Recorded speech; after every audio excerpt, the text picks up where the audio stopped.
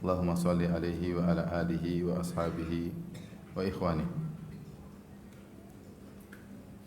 Hadirin dan hadirat yang dirahmati Allah Subhanahu wa taala, pada kesempatan ini kita akan bahas tentang kiat-kiat untuk menggapai keridhaan Allah Subhanahu wa taala. Sungguhnya siapa yang diridhai oleh Allah Subhanahu wa taala, maka dia akan hidup bahagia di dunia, terlebih lagi di akhirat. Dia akan dibimbing oleh Allah Subhanahu wa taala, akan diarahkan kepada hal-hal yang baik dan dijauhkan dari hal-hal yang buruk. Oleh karenanya Allah menyebutkan bahwasanya di antara balasan Allah kepada penghuni surga di akhirat adalah keridhaan Allah, dan dia adalah puncak dari balasan yang ada di akhirat kelak, di surga kelak. Allah Subhanahu wa taala berfirman bahwasanya Allah memberikan kenikmatan yang disebut dengan ridha. Seperti firman Allah Subhanahu wa taala, Qul unabbiukum bi khairin min dzalikum. Setelah Allah sebut tentang nikmat-nikmat dunia, Allah katakan, maukah aku kabarkan? Katakanlah, apakah aku kabarkan kepada kalian tentang yang lebih baik dari seluruh nikmat-nikmat dunia tersebut? Lil ladzina taqaw 'inda rabbihim jannatun tajri min tahtiha al-anharu khalidina fiha. Bagi orang-orang yang bertakwa, maka akan mereka dapatkan di sisi Rabb mereka surga-surga yang mengalir di bawahnya sungai-sungai, khalidina fiha, mereka kekal dalam surga tersebut. Wa azwajum mutahharah, mereka akan mendapatkan bidadari-bidadari, istri-istri yang disucikan. Selain Allah berfirman, wa ridwanum minallah, mereka juga mendapatkan keridhaan Allah di surga. Wallahu basirum bil ibad, sungguhnya Allah Maha melihat hamba-hambanya. Ini surat Ali Imran ayat 15. Demikian juga dalam surat At-Taubah ayat 21 Allah berfirman, yubashshiruhum rabbuhum birahmatin minhu wa ridwanin wa jannatin lahum fiha na'imun muqim. Ya, sungguhnya Allah memberi kabar gembira kepada mereka, di mana Allah beri rahmat kepada mereka dan keridhaan Allah bagi mereka ini di dunia. Keridhaan di dunia. Allah ridha kepada mereka. Wa jannatin lahum fiha na'imun muqim, dan surga yang dalamnya ada kenikmatan yang abadi. Dalam ayat 72 Allah sebutkan ada keridhaan di akhirat. Kata Allah Subhanahu wa taala dalam surat Taubah ayat 72, wa adallahu al-mu'minina wal mu'minati jannatin tajri min tahtiha al-anharu khalidina fiha. Allah menjanjikan kepada orang-orang yang beriman, laki-laki maupun wanita, jannatin tajri min tahtihal anhar, yaitu surga-surga yang mengalir di bawahnya sungai-sungai, khalidina fiha, mereka kekal di dalamnya. Wa masakin thayyibatan fi jannati adn, Allah siapkan tempat-tempat tinggal yang indah di surga yang abadi. Kemudian kata Allah, wa ridwanum minallahi akbar, dan keridhaan Allah, ridha dari Allah lebih besar daripada itu semua, daripada nikmat-nikmat surga yang lainnya. Dzalika huwal fawzul azim, itu adalah keuntungan atau kemenangan yang besar.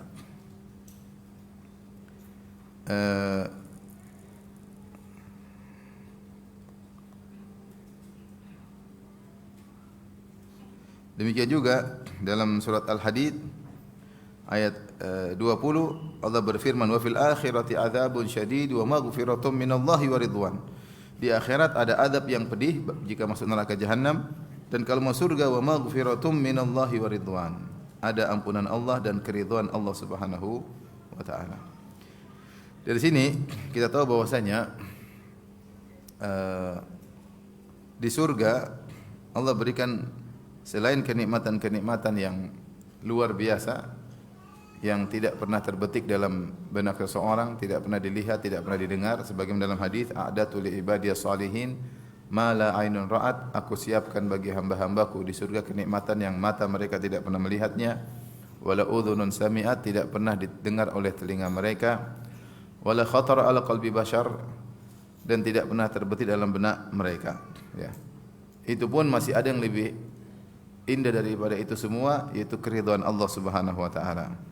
Dalam hadis yang sahih Rasulullah SAW bersabda, innallaha yaqulu li ahlil jannah, sungguhnya Allah berkata kepada penghuni surga, ya ahlal jannah, wahai penghuni surga, yaquluna labbaik rabbana wa sa'daik, mereka mengatakan kami memenuhi panggilan engkau ya Allah. Fayaqulu hal raditum, apakah kalian telah ridha, yaitu dengan kenikmatan yang kalian rasakan sekarang di surga. Fayaquluna wa ma lana la narda. Mereka menjawab, mengapa kami tidak ridha ya Rabb? Waqad a'taitana ma lam tu'ti ahadan min khalqik. Engkau telah berikan kepada kami kenikmatan-kenikmatan yang Engkau tidak berikan kepada seorang pun dari hamba-hambamu. Fayaqul Allah berkata, ana u'tikum afdhala min dhalik. Aku berikan kepada kalian yang lebih afdal, lebih baik daripada kenikmatan yang kalian rasakan sekarang. Qalu, para penghuni surga berkata, ya Rabb, wa ayyu syai'in afdhala min dhalik? Apalagi yang lebih afdal daripada kenikmatan surga ini? Fayaqulu, Allah berkata, uhillu alaikum ridwani fala askhatu alaikum abada.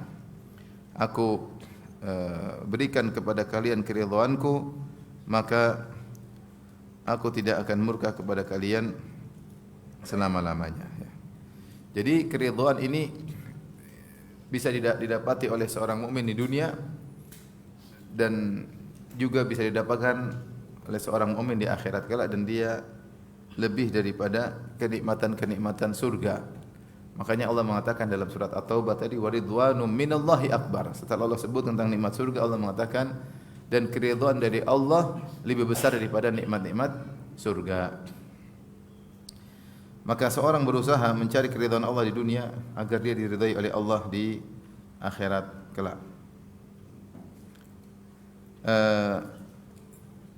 Ikhwan dan akhwat yang dirahmati oleh Subhanahu wa taala, mencari keridhaan Allah adalah tujuan utama para nabi dan juga tujuan utama para salihin. Seperti Allah bercerita tentang Nabi Musa alaihissalam. Nabi Musa, Allah panggil beliau alaihissalam untuk Allah turunkan Taurat kepada beliau.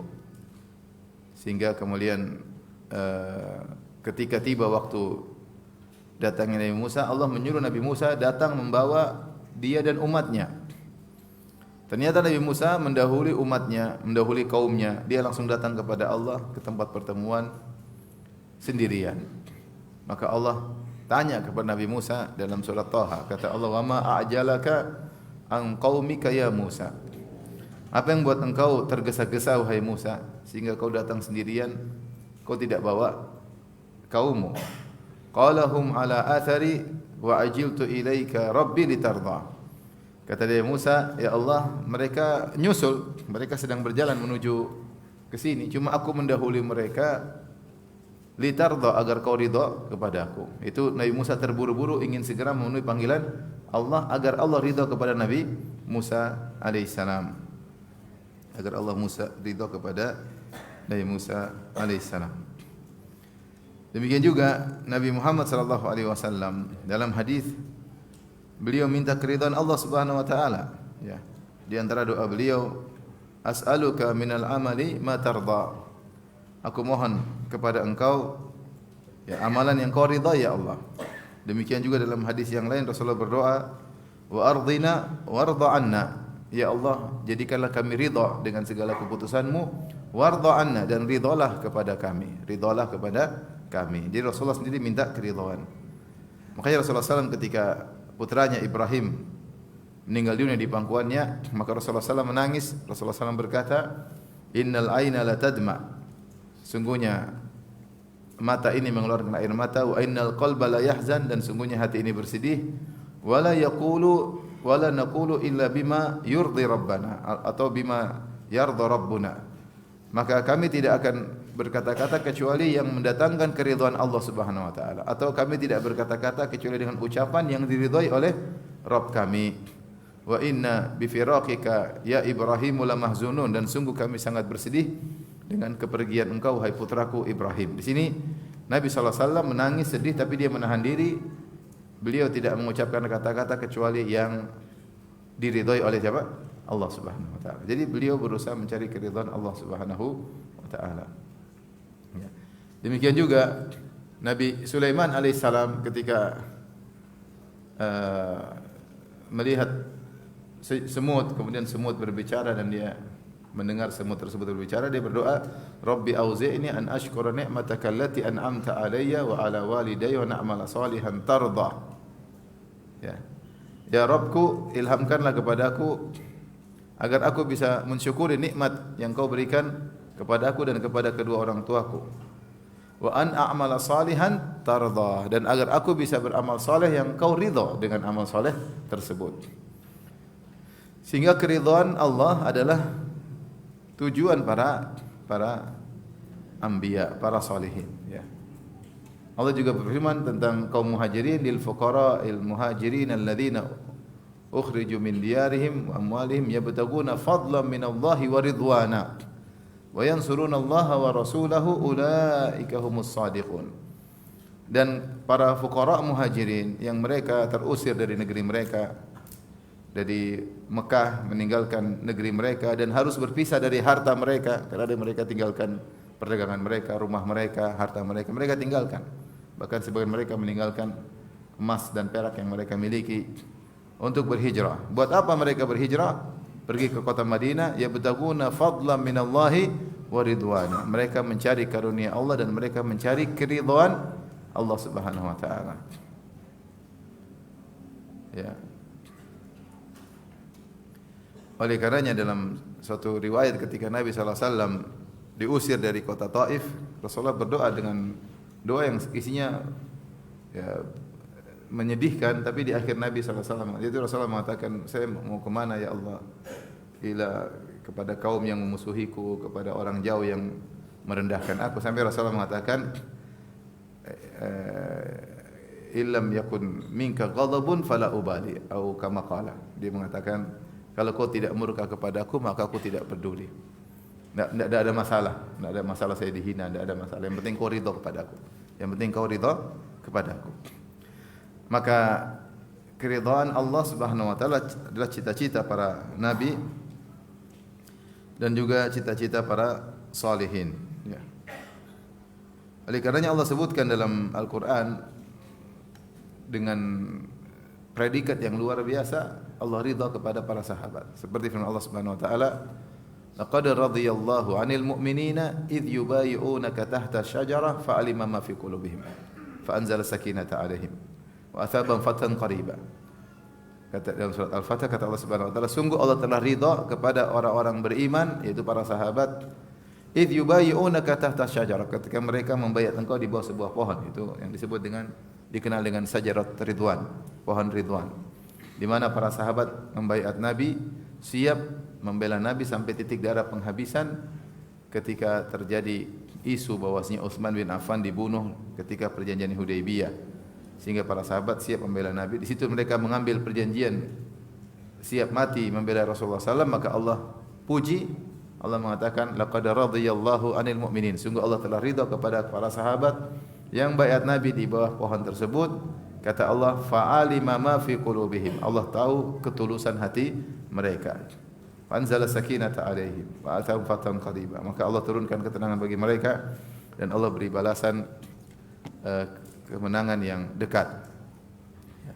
Demikian juga Allah berfirman, was-sabiqunal awwaluna minal muhajirin wal ansar walladzina tabauhum bi ihsan radhiyallahu anhum wa radu an wa adalahum jannatin tajri tahtaha al-anhar, dalam surat At-Taubah. Kata Allah Subhanahu wa taala, sungguh as-sabiqunal awwalun, orang-orang pertama kali masuk Islam, minal muhajirin wal ansar, dari kalangan muhajirin maupun kaum ansar, walladzina tabauhum bi ihsan, dan yang mengikuti mereka dengan cara yang baik.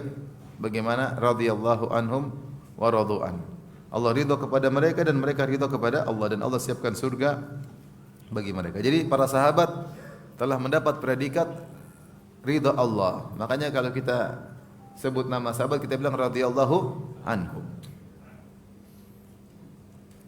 Kenapa? Karena Allah telah menyebutkan Allah ridha kepada mereka dengan perjuangan mereka, amal soleh mereka, ketulusan hati mereka, keikhlasan hati mereka, maka Allah ridha kepada mereka. Maka siapa yang diridhai oleh Allah Subhanahu wa taala, Allah akan membimbing dia di dunia ini, ya. Allah akan mengarahkan dia pada kebaikan, Allah akan menjauhkan dia dari keburukan, Allah akan membersamai dia kalau dia dalam kesulitan. Kenapa? Dia telah diridhai oleh Allah Subhanahu wa taala. Dan kalau dia di akhirat kelak, dia berhak mendapatkan syafaat, ya, karena tidak bisa dapat syafaat kecuali yang diridhai oleh Allah Subhanahu wa taala, ya. Min ba'di wa yarda ya. Tidak ada kata Allah Subhanahu wa taala wa kam malakin fis samawati la tughni syafa'atum syai'an illa min ba'di ay yasha Allah illa min ba'di gimana? Wa kam min malakin fis samawati la tughni syafa'atum syai'an illa min ba'di an yasha Allahu wa yarda. Tidak ada, banyak malaikat memberi syafaat di langit sana, namun syafaat mereka tidak terima kecuali kepada siapa yang Allah kehendaki dan yang Allah ridhai. Ya. Ya.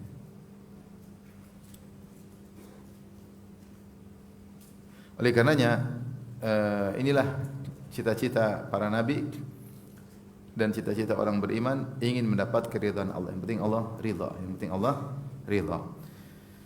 Nah, pada kesempatan kali ini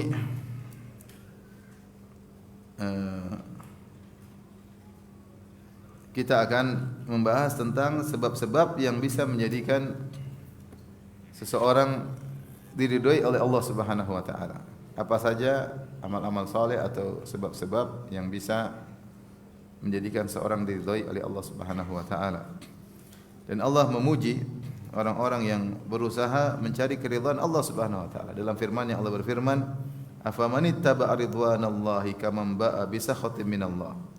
Apakah sama orang yang ittaba'a ridwanallah, berusaha mencari keridhaan Allah, sama dengan orang yang dimurkai oleh Allah? Tentu jawabannya tidak sama. Ya.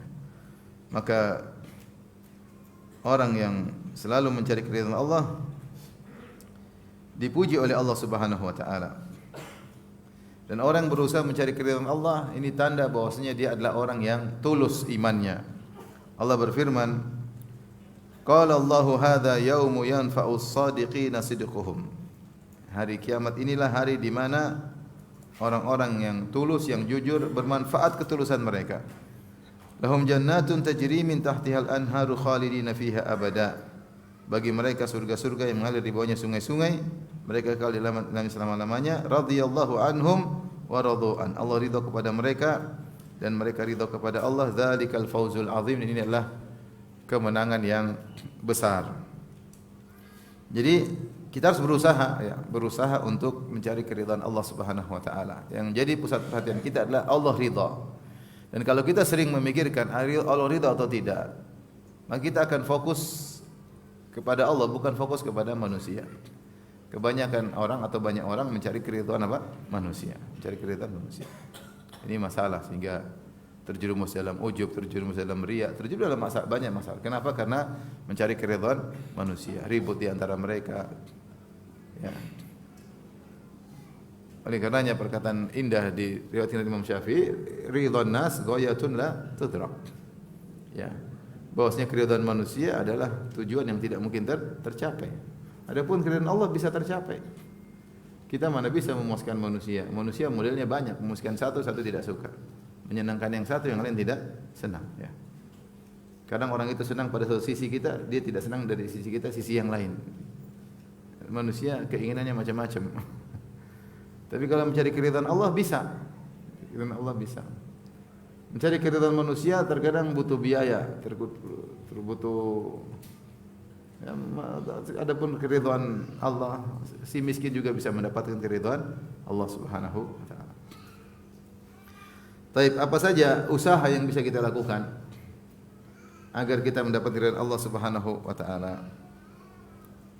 Di antaranya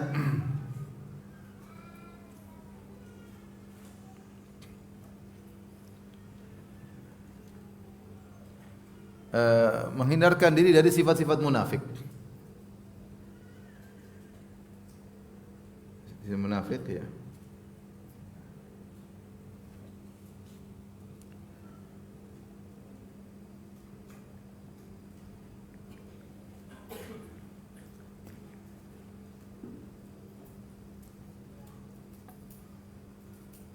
Ketika Allah bercerita tentang sifat-sifat orang munafik dalam surat At-Taubah ayat 95 sampai 96, di ayat 96 Allah berkata, yahlifuna lakum litardau anhum. Mereka orang munafik tersebut bersumpah kepada engkau agar engkau ridha kepada, agar kalian ridha kepada mereka. Mereka nekat bersumpah, nekat berbohong. Fa in tardau anhum fa innallaha la yarda 'anil qaumil fasikin. Ayat surat At-Taubah 96. Ya. Kalau kalian ridha kepada mereka, orang munafik yang nekat bersumpah agar menyenangkan kalian, fa innallaha la yarda 'anil qaumil fasikin. Sungguhnya Allah tidak ridha dengan orang-orang yang fasik.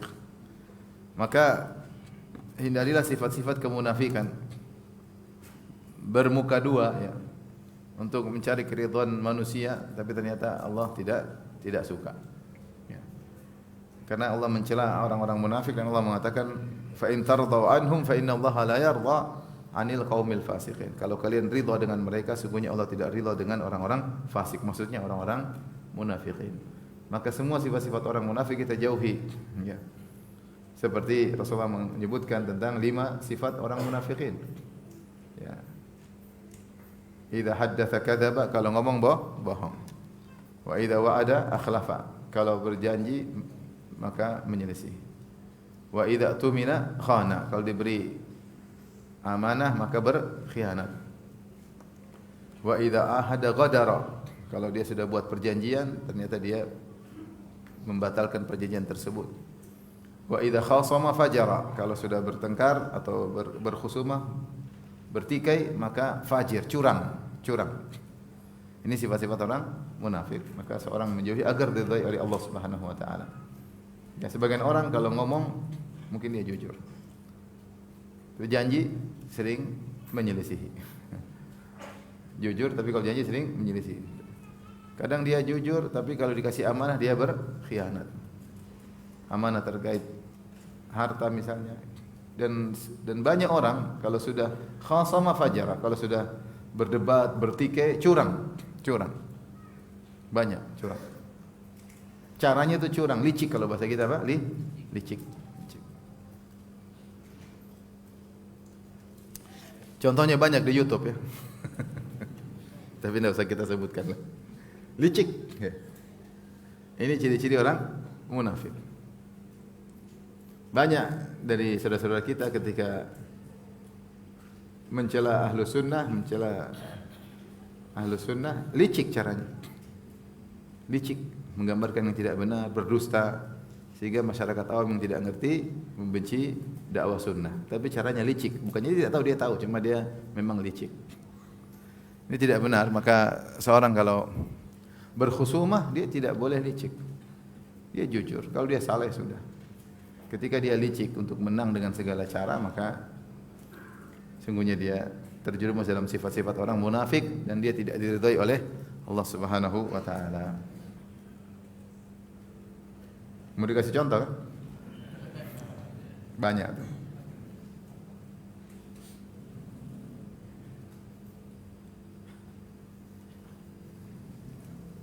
Contoh satu aja lah, biar jelas dikit. Misalnya ada seorang ustaz mengatakan firqah ini termasuk firqah sesat. Terus ada orang yang licik, dia bilang ini dibilang sesat berarti kan kafir, berarti dia mengkafirkan. Nah ini licik namanya. Licik atau tidak? Licik. Beda antara sesat dengan licik. Sesat dengan apa? Kafir. Semua yang terjerumus dalam maksiat dia sedang sesat, ya enggak?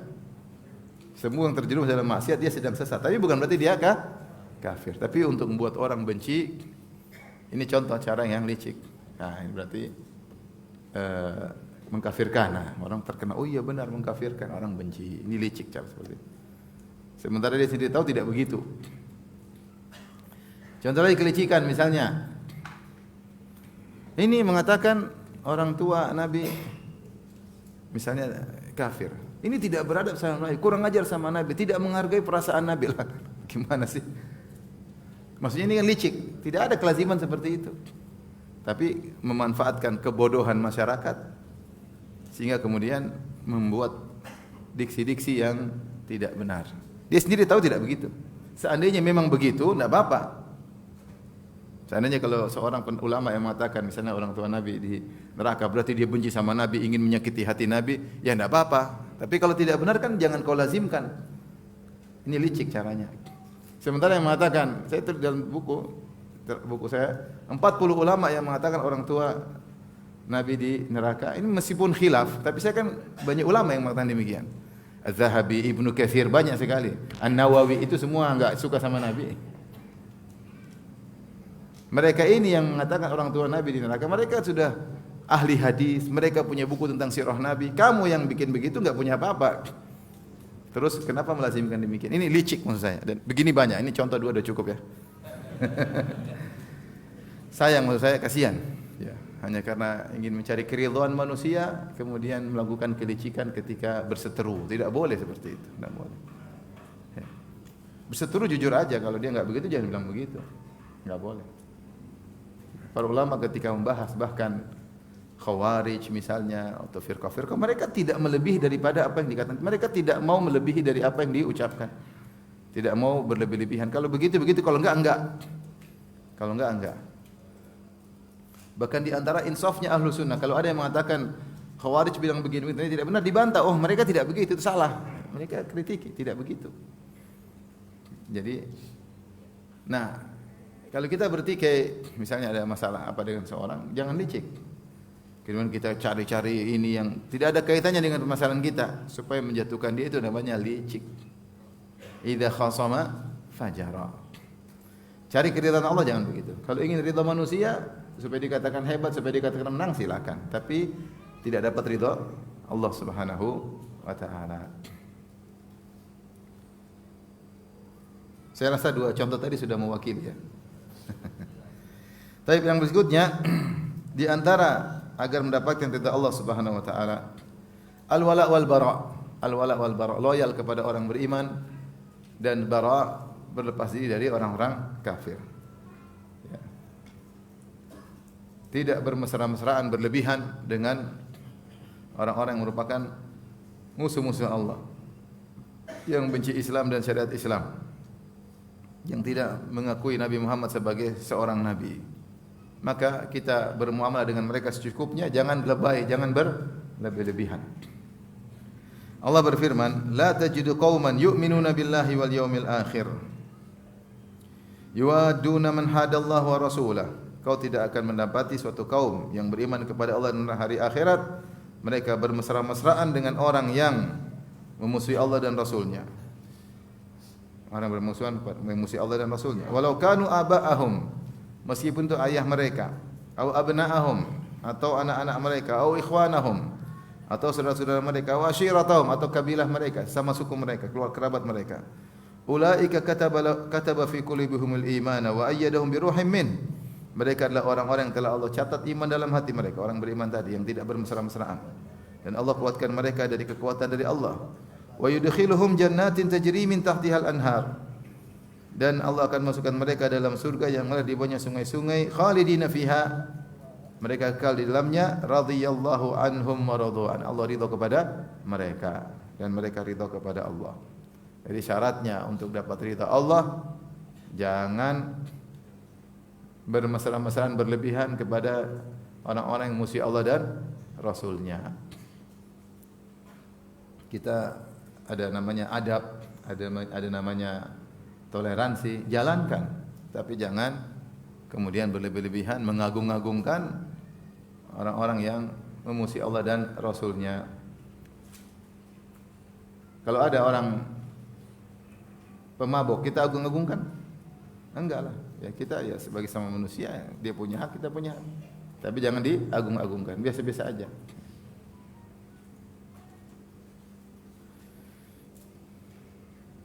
Apalagi orang yang musuh Allah dan Rasulnya. Apalagi orang yang membantai kaum muslimin. Kemudian kita datang temui agung-agungkan, kan aneh. Antum enggak usah dijelaskan, harusnya udah ngerti, enggak usah saya jelasin. Dikatakan al-labibu bil isyarat yafhamu. Orang cerdas itu dikasih isyarat sudah paham, enggak usah dibilang. Ya, kalau mau dapat ridha Allah ada aturannya. Kalau mau cari ridha manusia silakan. Kalau cari ridha manusia, ridha Allah dikorbankan. Hidup cuma sekali, jangan spekulasi. Kemudian di antara yang keberapa ini? Yang ketiga. Agar mendapatkan keridhaan Allah Subhanahu wa taala, maka suka bersyukur kepada Allah Subhanahu wa taala.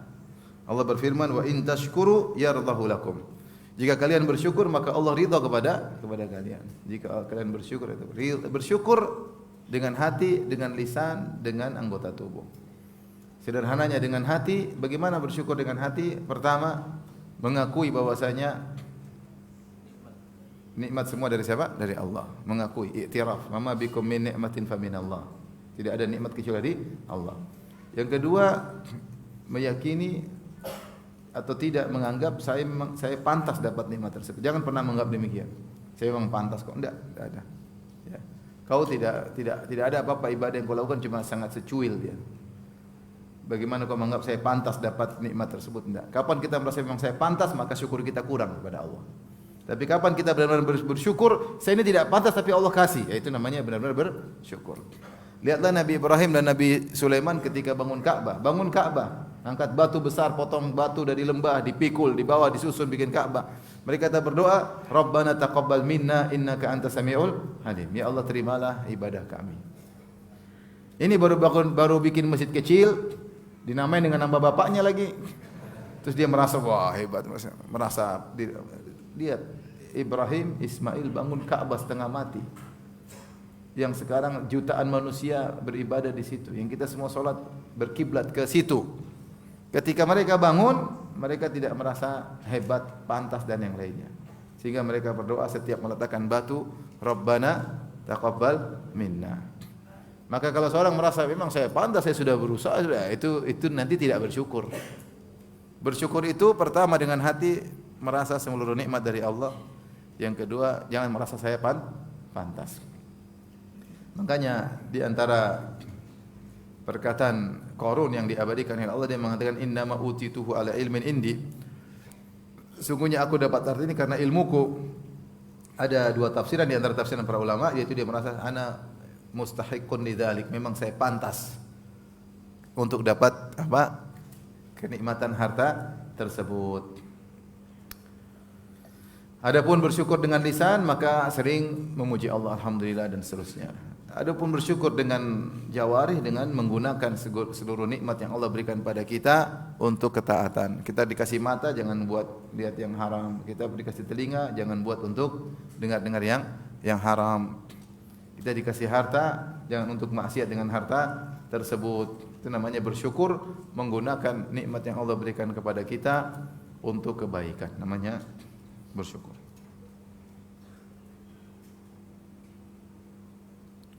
Kemudian di antara agar seorang diridhai oleh Allah Subhanahu wa taala,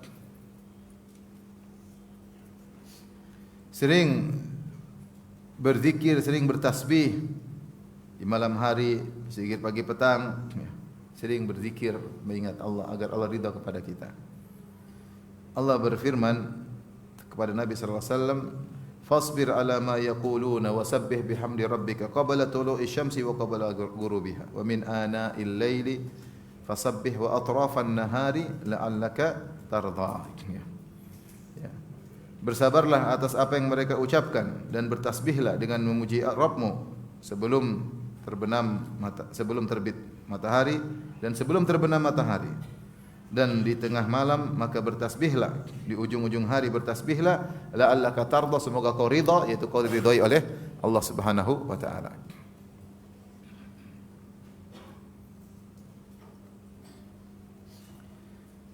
Kemudian jadi sisihkan waktu bertasbih, berzikir. Pagi jangan lupa berzikir, petang jangan lupa berzikir, tengah malam jangan lupa baca Al-Qur'an, sebelum tidur jangan baca Al-Qur'an ya. Cuma sekarang ini kita bukan zikir pagi petang tapi medsos pagi petang. Medsos pagi petang. Bukan meraja Quran sebelum tidur, medsos sebelum tidur. Itulah. Makanya ketika ditanya bagaimana salaf dahulu terhadap Al-Qur'an, ada yang mengatakan sebagaimana kalian dengan medsos sekarang. Jawabannya singkat tapi nyentilnya luar biasa. Sangat menyinggung ya. Bagaimana salaf terhadap Al-Qur'an seperti kalian bersama medsos sekarang. Kalau ingin diridhai oleh Allah, sisihkan waktu. Saya bukan melarang kita lihat medsos, kita juga butuh pengetahuan tentang dunia keislaman ya. Kondisi masyarakat kaum muslimin. Kita juga cinta sama negeri ini, kita ingin negeri ini lebih semakin baik ya. Kita lihat berita-berita, kita sedih kalau kaum muslimin bersedih, tetapi jangan sampai berlebihan sehingga kita lupa berzikir kepada Allah Subhanahu wa taala. Ingat perkataan salaf, zikrullah dawa wa zikrun nas da. Berzikir kepada Allah adalah obat dan menyebut-nyebut manusia adalah penyakit. Semakin terlalu sering kita sebut-sebut manusia ini fulan alan, kejadian ini ya, hati semakin sakit. Terlalu banyak informasi yang masuk ke dalam hati yang tidak perlu, akhirnya mengambil space yang harusnya untuk mengingat Allah Subhanahu wa taala. Sementara hard disk terbatas. Ya. Kapasitas hard disk terbatas. Semakin banyak kita isi dengan hal-hal yang tidak bermanfaat, maka untuk Allah semakin sedikit. Tapi di antara cara untuk mendapat ridha Allah, di antara cara yang paling cepat dapat ridha Allah adalah menjadikan kedua orang tua ridha. Nabi SAW bersabda, ridha Rabb fi ridhal walid, wa sakhatur Rabb fi sakhatil walid. Keridhaan Allah ada pada keridhaan orang tua dan kemurkaan Allah pada kemurkaan orang tua. Dalam riwayat yang lain, ridallah fi ridal walidain wa sakhatullah fi sakhatil walidain. Keridhaan Allah ada pada keridhaan kedua orang tua dan kemurkaan Allah ada pada kemurkaan kedua orang tua. Maka seorang kalau orang tuanya masih hidup, cara diridhai oleh Allah dengan membuat orang tua ridha. Ya. Ini menunjukkan betapa agungnya berbakti kepada orang tua. Orang tua ridha semaksimal mungkin yang bisa kita lakukan. Ada orang tua yang ngerti, ada orang tua enggak ngerti. Kita sudah berusaha semaksimal mungkin, dia tetap aja tidak menghargai. Itu di luar kemampuan kita. Ya. Kita sudah berkorban, tetap aja direndahkan. Ada seorang sudah kasih sesuatu, kata mamanya cuma segini, kakakmu aja kasih banyak misalnya. Ya sudah, mau diapain? Tapi banyak orang tua yang juga tidak begitu, dia pengertian, sayang sama anaknya. Semampunya kita datang telepon, kita tidak bisa kasih banyak-banyak, dan mereka ridha. Apalagi sampai orang tua bangga dengan kita, senang dengan anaknya, bangga, tersenyum-senyum kalau bertemu dengan anaknya, rindu kalau dikunjungi oleh anaknya, bangga dengan anaknya. Maka ini cara tercepat untuk meraih keridhaan Allah Subhanahu wa taala ya. Makanya perkataan Muhammad bin Munkadir ya, dia mengatakan bitu agmizu rijlai ummi wa bata akhi Umar yusalli. Ya. Ya. Aku semalam memijit kaki ibuku sementara saudaraku Umar salat malam. Aku tidak mau tukeran pahala. Enggak mau. Tahu salat malam luar biasa. Tapi ketemu ibu kan sekali-sekali. Dan Allah suruh kita mencari keridhaan apa? Orang tua. Maka dia memilih untuk memijit kaki ibunya ya.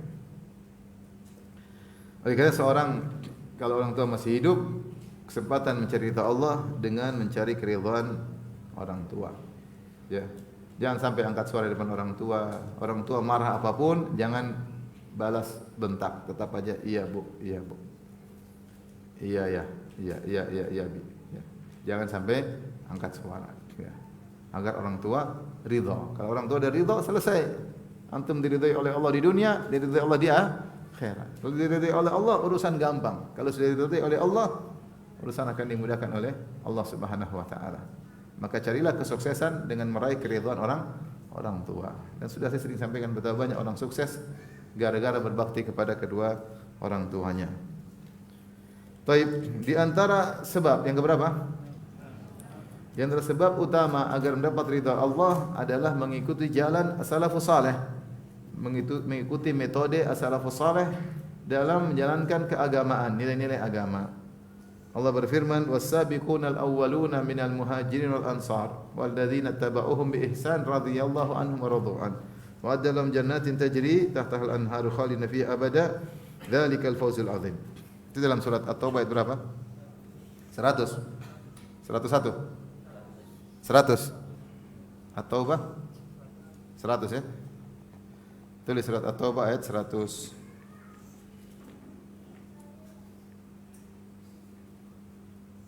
Allah Subhanahu wa taala berfirman, dan orang-orang pertama kali masuk Islam dari kalangan Muhajirin dan kaum Ansar. Mereka ini sudah diridhai oleh Allah pasti. Allah mengatakan radhiyallahu anhum wa radwan. Allah ridha kepada mereka. Terus bagaimana dengan kita orang belakangan yang hidup di tahun 2024? Bagaimana cara mendapat ridha Allah? Allah katakan walladzina tabauhum bi ihsan, dan orang-orang yang datang belakangan setelah mereka mengikuti jalan mereka. Mengikuti jalan mereka. Maka kalau ingin diridhai oleh Allah, ikuti jalan para sahabat. Dan ini dalilnya terlalu banyak ya. Di antaranya satunya ini. Agar apa? Radhiyallahu anhum wa radwan, agar diridhai oleh Allah Subhanahu wa taala. Jangan meninggalkan jalan para sahabat kemudian bikin jalan-jalan sendiri. Bikin bid'ah dalam agama yang tidak dicontohkan oleh Nabi dan para sahabatnya. Yang lebih tahu tentang apa yang diridhai oleh Allah adalah Nabi dan para sahabatnya. Dan yang lebih tahu tentang apa yang terbaik untuk perbaiki umat adalah Nabi dan para sahabatnya. Tidak usah bikin metode-metode baru yang tidak sesuai dengan syariat, tidak sesuai dengan jalan para sahabat, baik dalam masalah akidah maupun dalam peribadatan. Mereka yang dengan cara ibadah mereka, cara akidah mereka membutuh generasi yang luar biasa. Generasi yang belitan, generasi yang benar-benar bertakwa kepada Allah, generasi yang rela mengorbankan jiwa dan raga untuk Islam dan kaum muslimin ya. Maka itulah yang sudah ada. Buktinya tinggal kita ikuti. Imam Malik pernah berkata, lan yusliha atau lan yasluhu lan yuslih hadhil ummah illa bima aslaha awwalaha atau kama qala. Ya, tidak akan umat ini menjadi baik kecuali dengan apa yang telah memperbaiki generasi pertama. Ya. Kalau ingin umat ini baik, kembali kepada generasi pertama dalam berakidah, dalam beribadah, dalam bermuamalah, mereka lebih hebat. Mereka lebih hebat. Maka tidak usah bikin metode-metode baru zaman sekarang. Contoh seorang bikin metode baru, kemudian berdakwah dengan DJ, musik DJ, ada kan sekarang? Dakwah tapi repot. Nanti yang hadir mungkin hadir rame tapi semuanya suka joget, repot kan? Terus kita bikin hasil orang dakwah seperti itu, repot. Nanti begadang malam-malam, begadang mulu, joget-joget, cari laki perempuan, campur ikhtilat. Ya laki-laki kalau perempuan ketemu pasti ada konsletnya, ya enggak? Ada stromnya enggak? Kecuali laki-lakinya enggak normal, dia hanya strom dengan laki-laki. Kalau normal laki-laki sama perempuan pasti ada stromnya. Gimana lihat perempuan joget-joget itu? Kalau masih normal, kecuali enggak normal ya. Lihat perempuan seperti lihat kambing ya, emang enggak normal. Tapi kalau normal ya pasti tertarik. Terus gimana campur laki-laki perempuan joget-joget? Oke. Terus di atas nama dakwah, repot ya. Repot, ikut saja jalan sahabat dan Nabi. Insya Allah lebih baik. Tidak usah berinovasi dengan jalan-jalan yang tidak dibenarkan dalam syariat. Mau ingat Allah, zikirnya loncat-loncat. Loncat, jalan ke depan, loncat belakang. Saya lihat ini apa ini. Mungkin kalau Abu Jahal hidup dia ketawa. Ini Muhammad kayak begini, gimana ceritanya nih? Seperti orang kerasukan zikirnya. Loncat. Apa seperti ini? Ya mungkin dia bilang kita ketika begitu merasa melayang-layang. Apa melayang-melayang itu yang dituntut oleh syariat? Ya. Terus kalau sudah selesai itu kemudian jadi orang bertakwa. Ya. Ikuti aja cara Nabi dan para sahabat radhiyallahu taala anhum. Di sini Allah mempersyaratkan walladzina tabauhum bi ihsan, dan orang-orang yang mengikuti jalan mereka dengan pengikutan yang baik, maka akan diridhai oleh Allah Subhanahu wa taala. Yang berikutnya agar diridhai oleh Allah Subhanahu wa taala, ridha dengan keputusan Allah Subhanahu wa taala yang terkadang memilukan hati, yang tidak disukai oleh hati kita. Disebut dengan ridha dengan al-aqdar al-mu'limah. Takdir-takdir yang mungkin tidak sesuai dengan keinginan hati kita. Jadi dalam dalam menghadapi musibah ada tingkatan. Yang tingkatan yang diwajibkan sabar. Tingkatan yang lebih tinggi lagi bukan sekedar sabar, ridho. Ridho tuh ya nerima, ridho. Kalau sabar tuh jengkel tapi enggak, ini bukan cuma sabar, dia ridho. Dia bilang ini yang terbaik. Ini yang terbaik, dia yakin. Kalau dia sudah sampai derajat ridho, maka Allah akan ridho kepadanya. Ya, Allah akan ridho kepadanya. Kata Nabi SAW, Inna idhamal jazai ma'idhamil bala. Sungguhnya besarnya balasan, ganjaran sesuai dengan besarnya ujian. Wa inna Allaha idza ahabba qauman ibtalahum. Kalau Allah sudah mencintai satu kaum, maka Allah uji mereka. Faman radhiya falahu ridha. Siapa yang ridha dengan ujian tersebut, maka dia akan dapat keridhaan Allah Subhanahu wa taala. Wa man sakhita falahu sakhatu. Siapa yang murka, maka dia akan mendapatkan kemurkaan Allah Subhanahu wa taala. Makanya di antara doa Nabi tadi, Allahumma ardina warda anna. Ya Allah, ardina itu berikanlah kami, jadikanlah kami ridha dengan apa keputusan. Ardina warda anna. Demikian juga doa Nabi, as'aluka ridha ba'dal qada. Ya Allah, aku mohon kepada Engkau ridha setelah keputusanmu. Ya. Tahu ini keputusan Allah, ridha. Ya. Tahu ini keputusan Allah, maka ridha. Ini pahalanya sangat besar. Di antaranya diridhai oleh Allah Subhanahu wa taala. Dan ini perlu perundungan-perundungan. Makanya kalau orang terkena musibah, dia ucapkan alhamdulillahi ala kulli hal. Segala puji bagi Allah. Ya, itu maksudnya ya Allah, Engkau terpuji bahkan dalam keputusan ini yang aku tidak sukai, yang aku tidak bisa tahu hikmahnya apa, Engkau Maha terpuji. Ya. Minimal kalau kita enggak ngerti hikmahnya apa, minimal dosa kita dikurangi, ya enggak? Antum tidak ridho dosa antum dikurangi? Ridho lah. Minimal kita enggak tahu ini hikmahnya apa, kita sedih, kita enggak ngerti apa hikmahnya. Sedih bukannya enggak boleh, cuma kita kadang enggak ngerti apa maksud Allah apa, dan kita mungkin sampai mati enggak ngerti. Terkadang Allah buka hikmahnya belakangan, terkadang tertutup sampai kita meninggal. Tapi minimal hikmahnya dosa kita diampuni. Minimal hikmahnya derajat kita dinaikkan. Karena siapa yang sabar, derajatnya dinaikkan. Nah, kalau kita sudah renungkan hal ini, minimal dosa kita dikurangi, derajat kita dinaikkan, maka seharusnya kita ridha. Seharusnya kita ridha. Dan hanya kita sering mengatakan qadarallahu masya fa'al. Kita sering ucapkan alhamdulillah ala kulli hal. Ya. Allahumma ajurni fi musibati. Ya Allah, berilah aku pahala di balik musibah ini. Maka perlu perenungan-perenungan agar kita ridha dengan keputusan Allah Subhanahu wa taala. Karena kalau kita ridha, kita diridhai oleh Allah Subhanahu wa taala. Al jazaa' min jinsil amal, balasan sesuai dengan perbuatan.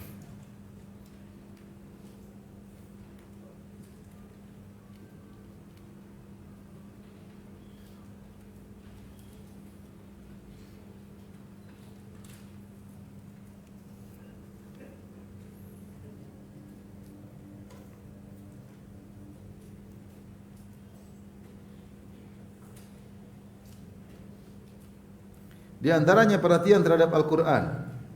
Yang keberapa sekarang? 8. Perhatian terhadap Al-Quran, menghafalkannya, memahaminya dan mengamalkannya. Kalau ada hadis-hadis tentang keutamaan Al-Quran, itu terkait dengan bukan cuma sekedar menghafal, tetapi memahaminya dan mengamalkannya.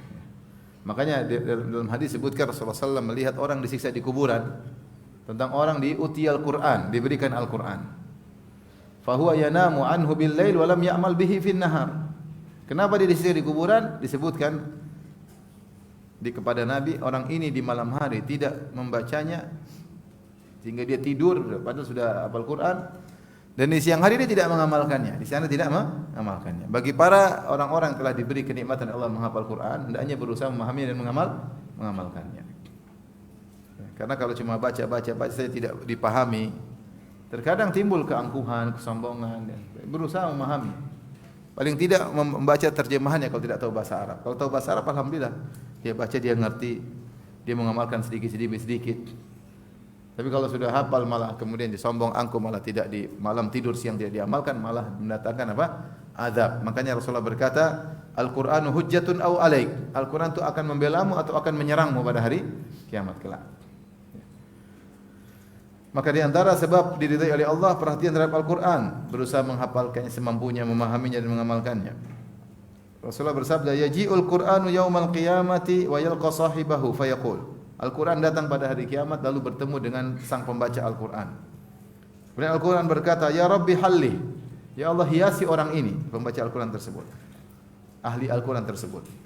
Fayulbasu tajal kirama, maka dia dipakaikan mahkota kemuliaan. Al-Qur'an berkata lagi, "Tsumma yaqul, ya Rabbi zidhu," tambahkan lagi bagi dia.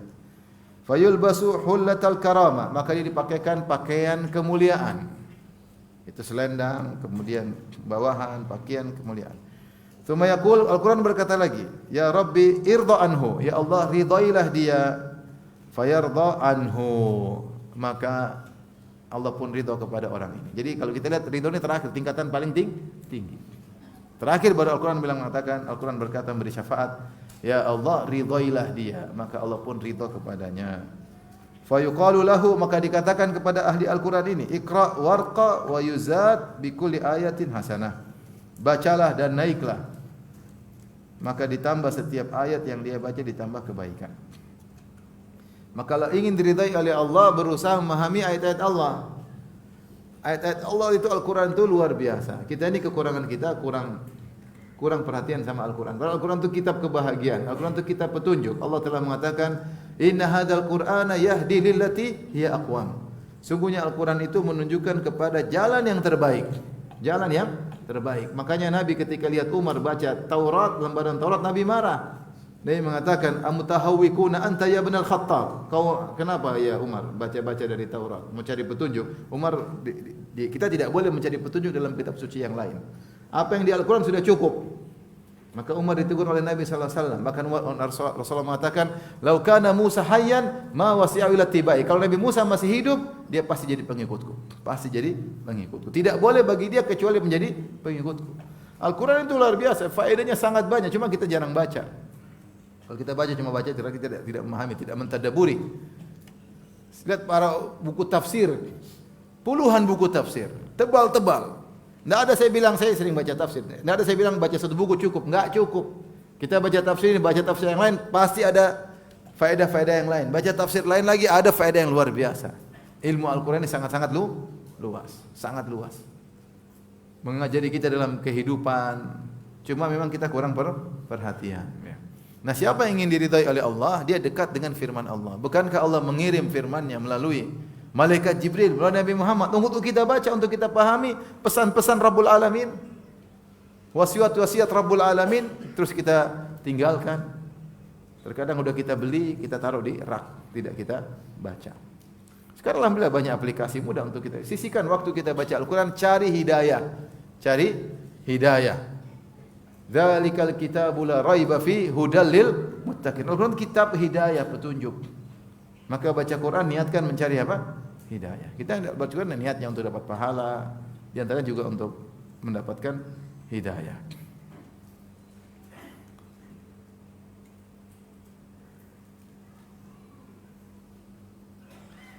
Taib tadi di antara sebab mendapatkan ridha Allah dengan memintanya. Tadi sudah saya singgung doa-doa para nabi, meminta kepada Allah agar diridhai. Seperti Nabi Sulaiman ya, alaihi salam berdoa tadi, "Rabbi auzi'ni an ashkura ni'mataka allati an'amta alayya wa ala walidayya wa a'mala salihan tardah." Ya Allah, ilhamkan kepadaku, ya auzi'ni, ilhamkan kepadaku agar aku bisa mensyukuri nikmat yang Engkau berikan kepadaku dan nikmat kepada kedua orang tuaku, dan aku agar bisa beramal saleh yang Engkau ridhai. Karena banyak amal ternyata tidak diridhai oleh Allah Subhanahu wa taala. Ingin beramal saleh agar diridhai oleh Allah Subhanahu wa taala. Demikian juga tadi doa Nabi sallallahu alaihi wasallam, "Allahumma zidna wa la tanqusna, wa akrimna wa la tuhinna, wa atina wa la tahrimna, wa athirna wa la tu'thir alaina, wa ardina warda 'anna." Hadis riwayat Tirmidzi. Disahihkan oleh Ahmad Syakir. Kata Nabi dalam doanya, "Ya Allah, tambahkanlah kepada kami, jangan Kau kurangi, itu nikmat yang Kau berikan kepada kami. Wa akrimna wa la tuhinna, muliakanlah kami dan jangan Kau hinakan kami. Wa atina wa la tahrimna, berikanlah kepada kami, jangan Kau halangi karuniamu kepada kami. Wa athirna wa la tu'thir alaina, pilihlah kami, jangan Kau pilih selain kami. Wa ardina, jadikanlah kami ridha atas keputusanmu, warda anna, dan ridhalah kepada kami." Berdoa minta diridhai oleh Allah Subhanahu wa taala.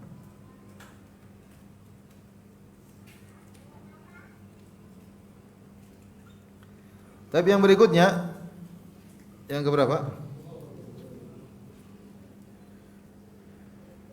Berusaha menjaga lisan dengan kata-kata yang baik, ya. Kata-kata yang baik. Manusia Islam itu Muslim jangan ceplas-ceplos, ya. Jangan ceplas-ceplos. Dia pikir dulu sebelum apa yang dia ucapkan. Jangan dia ucapkan baru dia mikir belakangannya. Mikir dulu baru apa? Berkata-kata. Makanya Nabi berkata, "Man kana yu'minu billahi wal akhir falyaqul khairan aw liyasmut." Siapa yang beriman kepada Allah dan hari akhirat, maka ucapkan yang baik, kalau tidak diam. Mikir dulu. Perkataan selama masih dalam mulutmu kau bisa atur. Kau bisa mengaturnya di bawah kuasamu, kendalimu. Tapi udah keluar, kau tidak bisa mengendalikannya lagi. Apalagi zaman sekarang. Sudah terlanjur diucapkan, sudah. Terlalu banyak hal mungkin kita sesalkan, sudah terlanjur keluar. Kemudian manusia tidak memaafkan. Kemudian jejak digital tidak memaafkan.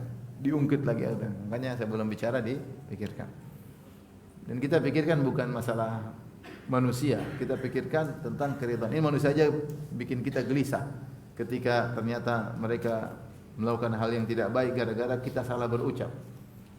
Apalagi kalau kita salah berucap terkait dengan keridhaan Allah Subhanahu wa taala. Yang penting bagi kita Allah ridha. Manusia mau marah biarin aja, yang penting Allah ridha. Maka Rasulullah bersabda, "Inna rajula la yatakallamu bil kalimati min ridwanillahi azza wa jalla. Ma yadhunnu an tablugha ma balagat. Yaktubullahu azza wa jalla lahu biha ridwanahu ila yaumil qiyamah." Hadis riwayat Ahmad, sahih. Sungguhnya seorang berucap dengan satu perkataan yang mendatangkan keridhaan Allah. Dia tidak menduga bahwasanya efeknya luar biasa terhadap keridhaan Allah. Maka Allah Subhanahu wa taala menuliskan bagi dia keridhaan Allah sampai hari kiamat. Dia diridhai terus sampai hari kiamat, luar biasa. Gara-gara satu kalimat yang dia ucapkan. Yang mungkin dia tidak duga efeknya luar biasa. Berusaha pilih kata-kata yang baik. Ya. Sekarang gara-gara satu kata-kata bikin orang dapat hidayah.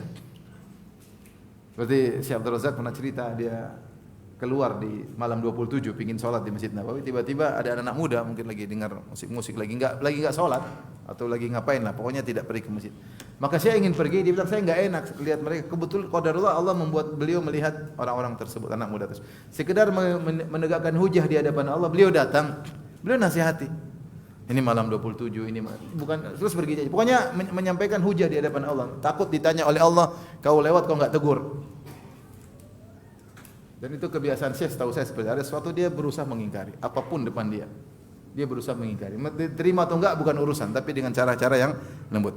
Maka dia datang, dia tegur, terus dia pergi.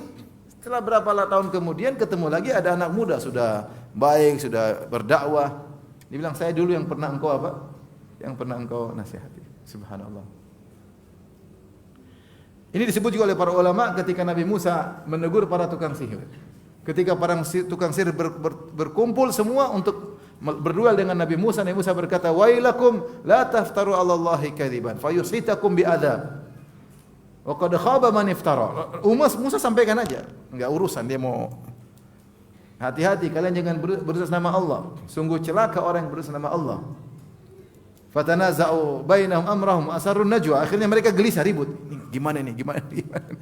Ternyata kalimat itu di antara sebab mereka akhirnya beriman kepada Allah Subhanahu wa taala. Satu kata terkadang diucapkan seorang dengan niat tulus ternyata punya efek yang bisa membuat Allah ridha kepada orang tersebut sampai hari kiamat. Tetapi dia ikhlas ketika mengutarakannya. Bukan kemudian dia nasihatiku, dia publish nasihat saya, itu repot sebenarnya. Kadang beri nasihat juga riya. Oleh karenanya, seorang ketika berkata-kata dia pilih-pilih. Siapa tahu ada satu kata yang indah, kemudian menjadikan Allah ridha kepadanya tanpa dia sadari. Di antaranya adalah suka bersiwak. Rasulullah SAW mengatakan tentang siwak, matharatun lil fam wa mardatun lirrabb. Siwak itu adalah membersihkan mulut dan mendatangkan keridhaan Allah Subhanahu wa taala. Ya, kenapa orang bersiwak mau salat dia siwakan dulu ya. Sering bersiwak. Sehingga ketika dia baca Quran siwak dulu supaya lancar ya. Kalau mulut bersih, Zikir enak, baca Quran juga apa? Enak, salat malam juga enak. Ya, sering bersiwak ya. Kalau siwak enak, siwak tuh saya taruh di sini. Dulu saya punya teman orang Amerika, sekelas sama saya. Masya Allah, orang cuek. Dia pakai sarung, mungkin baru masuk Islam ya. Jadi kita masih kelas bahasa. Dia pakai sarung, pakai sorban, pakai kaos dalam, dia pakai jubah, pakai kaos dalam. Kaos dalam, apa tulisan Playboy kalau nggak salah. Saya lupa, pakai kaos dalam, pakai sarung, pakai sorban, datang terlambat jam 9, ketuk pintu, assalamualaikum, cuek aja, siwaknya taruh sini, keren banget. Wis, kita nggak berani. Kalau kita yang terlambat mungkin ditegur, tapi Syekh juga memahami, dia mungkin baru masuk apa? Islam. Taruh siwak di sini. Insyaallah. Kalau kita bawa sikat gigi sini kan enggak. Kalau siwak keren, taruh sini keren, taruh sini keren. Kalau sikat gigi enggak bisa. Tapi enggak apa, enggak bisa siwak ya sikat gigi, enggak ada masalah. Tujuannya juga tercapai. Tercapai. Oleh karena kalau kita sering bersiwak ya, maka ini mendatangkan keridhaan Allah Subhanahu. Makanya Nabi SAW sebelum meninggal bersiwak. Ketika Rasulullah SAW akan meninggal dunia, datang Abdurrahman bin Abi Bakar, saudaranya Aisyah. Wa biyadihi ya, siwak. Ya. Dan dia sedang pegang siwak. Maka Rasulullah SAW pun melihat siwak tersebut. Rasulullah SAW melihat siwak tersebut. Aisyah paham Rasulullah ingin bersiwak. Rasulullah enggak kuat bicara. Sudah mau meninggal. Maka Aisyah berkata, "Akhudhuhu lak." Saya ambil buat engkau ya Rasulullah. Rasulullah asyara bi ra'sihi. Iya. Maka Aisyah pun ambil. Aisyah kan siwak kan atas bawah. Mungkin bekasnya Abdurrahman di bagian sini, dia ambil sisi belakang, dia gigit. Qaddamtuhu wa tayyabtuhu, dia gigit-gigit sampai basah. Baru kemudian dia kasih Rasulullah. Ya, kemudian Rasulullah bersiwak dengan cara yang sangat indah. Kata Aisyah, aku tidak pernah lihat Rasulullah bersiwak seindah itu. Itulah makanya Aisyah mengatakan sebelum Rasulullah meninggal bercampur liurku dengan liur Nabi sallallahu alaihi wasallam. Maka Rasulullah bersiwak, kemudian Rasulullah tunjuk tangan ke atas, ma'ar rafiqil a'la, kemudian beliau meninggal dunia. Jadi siwak kelihatannya sepele, tapi kalau kita niatkan agar semangat berzikir, agar semangat baca Quran, agar semangat salat malam dengan mulut yang harum atau menyenangkan, insyaallah dapat ridha dari Allah Subhanahu wa taala.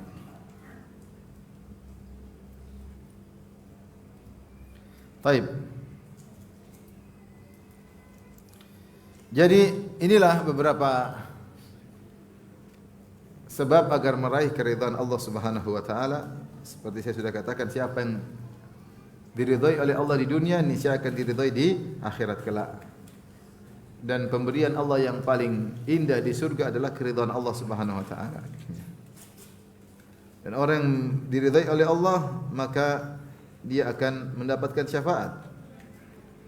Ya, yauma idzil la tanfa'u syafa'atu illa man adzina lahu ar-rahmanu wa radiya lahu qawla. Hari di mana syafaat tidak bermanfaat kecuali kepada orang yang Allah ridhai wa radiya lahu qawla, dan Allah ridha kepadanya. Di antara perkara yang saya sampaikan di akhir, di antara kesalahan sebagian masyarakat menganggap bahwasanya harta merupakan ukuran keridhaan Allah. Ini tentu salah ya. Bukan berarti kalau Allah yang ridha Allah kasih harta banyak. Kalau Allah tidak ridha berarti Allah kasih harta sedikit, enggak. Harta Allah berikan, bahkan bukan cuma kepada orang Islam, orang kafir juga Allah kasih. Kata Allah, kullan numiddu haula'i wa haula'i min ata'i rabbik. Wa ma kana ata'u rabbika mahdzura. Semuanya kami berikan, yang beriman kami kasih, yang kafir juga kami kasih ya. Kemudian juga Allah juga berfirman, fa ammal insanu idza mabtalahu rabbuhu fa akramahu wa na'amahu fa yaqulu rabbi akraman.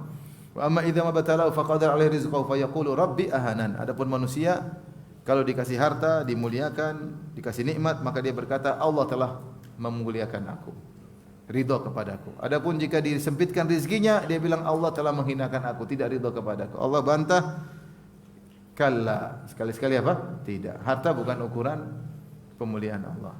Betapa banyak orang-orang salihin tidak punya harta, banyak sekali.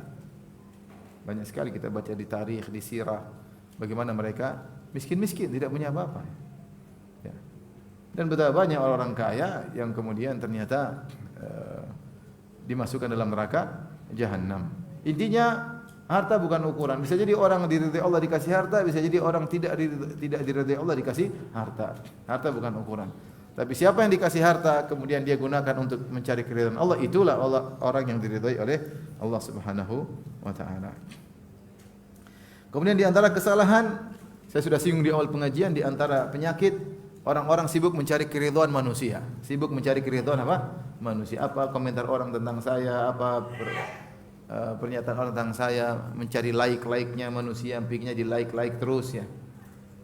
Jadi pikiran dia selalu keridhaan manusia, pujian manusia, sehingga lupa dari keridhaan Allah Subhanahu wa taala. Ini di antara kesalahan.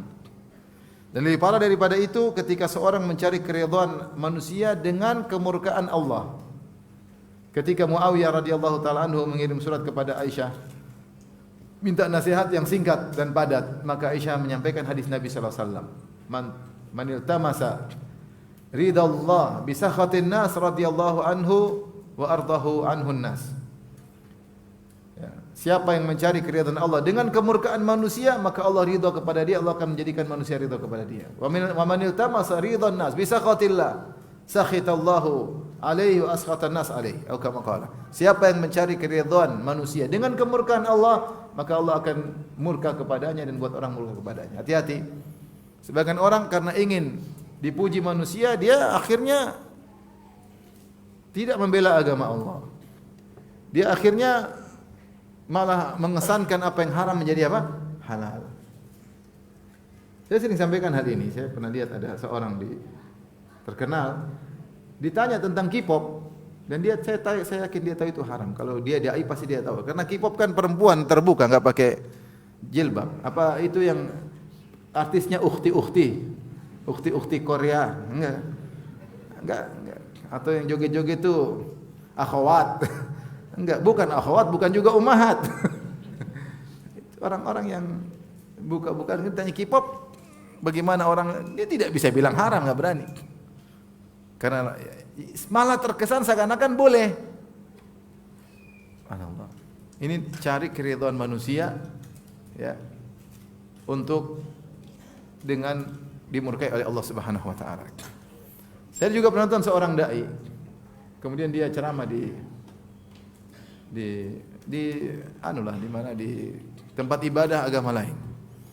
Kemudian dia mengesankan dalam ceramah tersebut karena dia sudah pernah dimaki-maki, maka dia ingin membersihkan citranya. Dia mengesankan seakan-akan agama lain itu benar. Wah, saya bilang ini bahaya begini. Kita tidak perlu mencela, kita bisa jelaskan dengan baik. Ya. Tapi jangan mengesankan syirik itu tauhid, jangan. Jangan mengesankan ahlu syirik juga masuk surga, tidak boleh, itu pengkhianatan kepada umat. Dan apa yang mau kau katakan di hadapan Allah Subhanahu wa taala, mencari keridhaan ahlu syirik. Jangan. Ya kalau bicara jangan bicara masalah agama, bicara masalah sosial, kemanusiaan enggak ada masalah. Tapi jangan bicara masalah agama kemudian seakan-akan semua masuk apa? Surga. Tidak ada bedanya ahli tauhid dengan ahli syirik. Tidak ada bedanya menyembah Allah dengan menyembah manusia, dengan menyembah wali, dengan menyembah hewan dan yang lainnya. Maka ini yang paling buruk, mencari keridhaan manusia dengan mendatangkan kemurkaan Allah Subhanahu wa taala. Maka Allah akan murka kepadanya. Meskipun manusia semua cinta sama dia, Allah murka sama dia. Tapi demikian saja kajian kita. Di akhir ini ada hadiah buat yang bisa menjawab pertanyaan.